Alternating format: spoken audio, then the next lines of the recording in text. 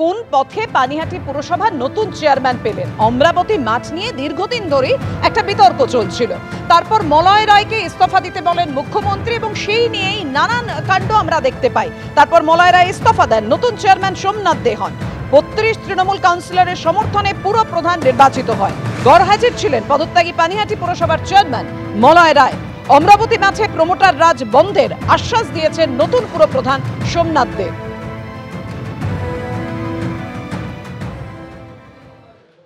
পানিহাটিতে সব থেকে বড় যেটা সমস্যা হচ্ছে গার্বেজ সমস্যা, সেটা নিয়ে একটা সমস্যার সমাধান আমরা করব, এটা আমরা আশা রাখি। আর পানীয় জলের কিছুটা প্রবলেম আছে। জনাব ফিরাদ হাকিমের সাথে কথা হয়েছিলেন, তিনি আমাদের এখানে অলরেডি আমাদের ডিপ টিউবওয়েল স্যাংশন করেছেন। সেই ডিপ টিউবওয়েলও আমাদের এখানে প্রায় 19টা টেন্ডার হয়েছে, আর 12টা অলরেডি বসানো হচ্ছে। আগামী দিনে জলের সমস্যাটাও মিটে যাবে, গার্বেজ সমস্যাটাও মিটে যাবে। পানিহাটির ফুসফুস যাকে বলা হয় অমরাবতী মাঠ, সেই মাঠকে কেন্দ্র করে গত কয়েক মাস ধরে বিতর্ক তৈরি হচ্ছে এবং এখানকার মানুষের আবেগ, সেই ব্যাপারে পুরপ্রধান হিসেবে কি স্পষ্ট করবে? দেখুন, অমরাবতী মাঠ আমরা চাই অমরাবতী মাঠ খেলার জায়গা হোক বা স্টেডিয়াম হোক, সাধারণ মানুষের ব্যবহারযোগ্য জায়গা অমরাবতী মাঠ থাকুক। রাজ্য সরকার এটার দৃষ্টিগোচর করেছেন এবং তারা হস্তক্ষেপ করেছেন। রাজ্য সরকার এর ব্যাপারে সম্পূর্ণ সিদ্ধান্ত নেবেন। দুদিন আগে এই স্বেচ্ছাসেবী সংস্থার যিনি সেক্রেটারি, তিনি অভিযোগ করেছেন খড়দা থানা এবং মহকুমা শাসকের কাছে যে মাঠে নতুন করে মাটি ফেলা হচ্ছে। এই ঘটনাকে কেন্দ্র করে আবার নতুন করে একটা বিতর্ক তৈরি হচ্ছে, এটা কি বলবেন? না, অমরাবতী মাঠে কোনো মাটি ফেলাও হবে না। অমরাবতী মাঠকে মাটি থাকবে, এটা পানিহাটির ফুসফুস।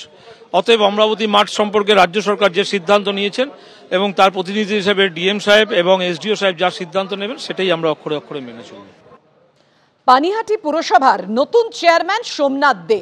অভয়ার মা বাবা বলছেন, অভয়ার দেহ সৎকারে যার বিশেষ ভূমিকা, তার জন্যই এই পুরস্কার। হাসপাতাল থেকে দেহ নিয়ে পালিয়ে তড়িঘড়ি সৎকার করা হয়েছিল। আমরা যখন টালা থানায় গ্রিন করিডর করে দেহ এনেছিল সোমনাথ, নির্মল। চুল্লিতে দেহ ঢোকানোর পরেই সোমনাথকে ওয়েল ডান বলেছিলেন নির্মল ঘোষ। স্বাস্থ্যমন্ত্রীর নির্দেশেই সবকিছু হয়েছিল, তারই পুরস্কার পেলেন সোমনাথ দে।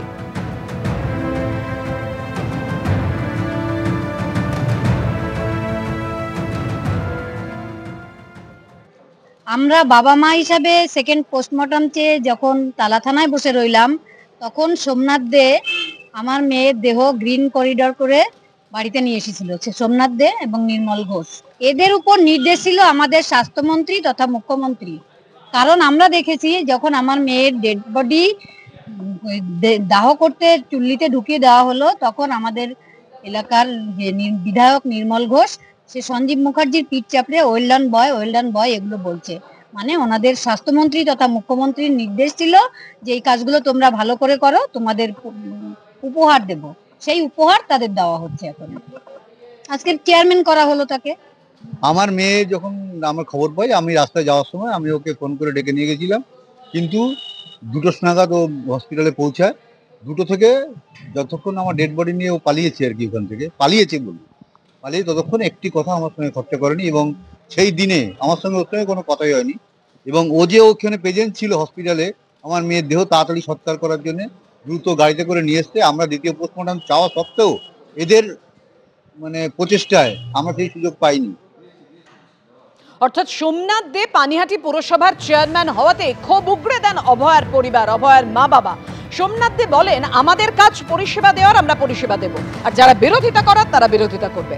দেখুন, তিলোত্তমার বাবাও আপনার বিরুদ্ধে বিরূপ প্রতিক্রিয়া দিচ্ছে, আপনি কি বলবেন? আমি হাত জোর করি, এটা নিয়ে আবার এইসব আলোচনা আসবেন না। আমাদের এখন পরিষেবা দেওয়ার কাজ, পরিষেবা দেবো। যার বক্তব্য বিরোধিতা করা, তারা বিরোধিতা করবে। অভয়ার মা বাবা যেভাবে আক্রমণ করেছেন, যে কথা বলেছেন, সেই প্রসঙ্গে কি বলেছেন নির্মল ঘোষ, দেখুন। তিলোত্তমার বাবা মা আজকে অভিযোগ করছেন যে সোমনাথ দেকে পুরপ্রধান করে পুরস্কার দেওয়া হয়েছে, কি বলবেন? দেখুন, কে কি বলেছে, আমার দল সেটাকে স্বীকৃতি দেয় না। দলের কাউন্সিলর হিসেবে আমাদের সিদ্ধান্ত সোমনাথ দে চেয়ারম্যান।